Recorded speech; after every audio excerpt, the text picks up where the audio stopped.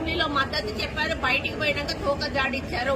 మేము హైకోర్టులో వేస్తే హైకోర్టులో కౌంటర్ వేస్తారు, సుప్రీంకోర్టులో వేస్తే సుప్రీంకోర్టులో కౌంటర్ వేసి ఈ రోజు ఆ బిల్లు పాస్ కాకుండా చేసి బీసీలకు అన్యాయం చేశారు. దీనికి ఎందుకు అడ్డుపుల్ల వేయాల్సిన అవసరం ఉన్నది? అంటే బీసీలు మనుషులు కారా? బీసీల సంఖ్యకు వాళ్ళకు న్యాయం జరగొద్దా? సంఖ్యాపరంగా మాకు రావాల్సిన న్యాయం మాకు ఎందుకు రాకూడదు అని మన ముఖ్యమంత్రి గారు ఆయన ఫార్వర్డ్ కాస్ట్ అయినా కూడా ఆయన ఎంతో అభిమానంతో ప్రేమతోటి రాహుల్ గాంధీ గారి మీద ఉన్న గౌరవంతో కాంగ్రెస్ పార్టీ ఇచ్చినటువంటి ఒక డిసిషన్ తోటి ఆయన ముందుకు వెళ్ళినప్పుడు ఈ రోజు మొత్తంగా ఈ యొక్క బీజేపీ బీఆర్ఎస్ ప్రభుత్వాలు దీన్ని అడ్డుపడి అమలు కాకుండా చేసినటువంటి ఘనత వాళ్ళకు దక్కుతుంది.